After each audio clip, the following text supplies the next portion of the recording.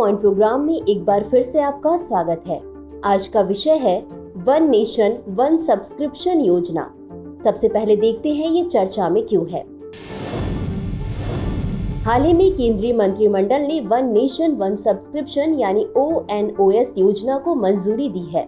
बता दें कि इस योजना का उद्देश्य शैक्षिक शोध लेखों और जर्नल प्रकाशनों की देश भर में पहुंच सुनिश्चित करता है। वन नेशन वन सब्सक्रिप्शन योजना के बारे में,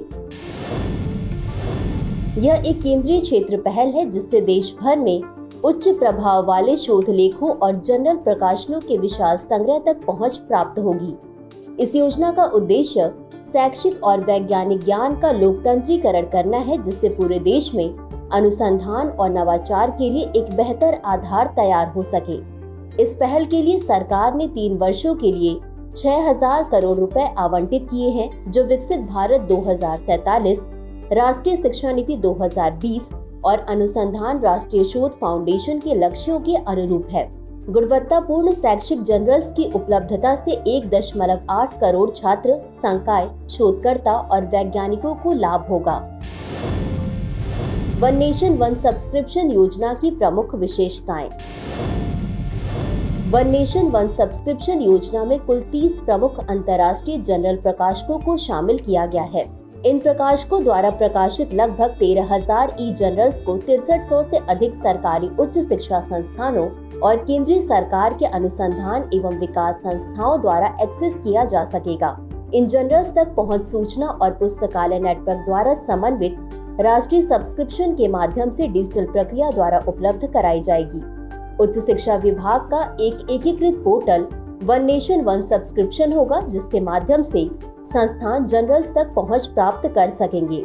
राज्य सरकारों से यह भी अनुरोध किया जाएगा कि वे अपने स्तर पर प्रचार अभियान चलाएं, ताकि सरकारी संस्थानों के छात्रों, संकाय और शोधकर्ताओं द्वारा इस अद्वितीय सुविधा का अधिकतम उपयोग हो सके। चलिए अब जानते हैं अनुसंधान राष्ट्रीय शोध फाउंडेशन यानी ANRF के बारे में। इसे वर्ष 2023 के अनुसंधान राष्ट्रीय शोध फाउंडेशन अधिनियम के तहत स्थापित किया गया है। इसका उद्देश्य भारत के विश्वविद्यालयों, कॉलेजों, शोध संस्थानों और अनुसंधान प्रयोगशालाओं में अनुसंधान और विकास को बढ़ावा देना और अनुसंधान और नवाचार की संस्कृति को बढ़ावा देना है। ANRF राष्ट्रीय शिक्षा नीति की सिफारिशों के अनुसार देश में वैज्ञानिक अनुसंधान की उच्च स्तरीय रणनीतिक दिशा प्रदान करेगा। इसमें 2008 में संसद द्वारा स्थापित विज्ञान और इंजीनियरिंग अनुसंधान बोर्ड को समाहित किया गया है। यह उद्योग अकादमी, सरकारी विभागों और अनुसंधान संस्थानों के बीच सहयोग स्थापित करेगा। अंत में देखते हैं आज के अभ्यास प्रश्न को। वन नेशन वन सब्सक्रिप्शन योजना के बारे में निम्नलिखित कथनों पर विचार करें। 1.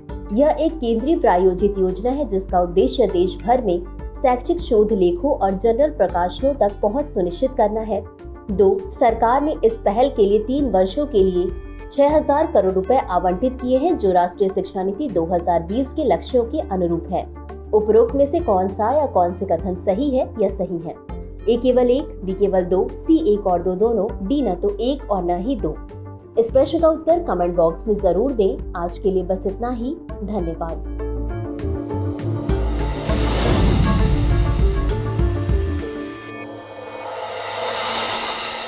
डियर व्यूअर्स, अपने एग्जाम की तैयारी को और बेहतर करने के लिए हमारे चैनल को लाइक, शेयर और सब्सक्राइब करना न भूलें।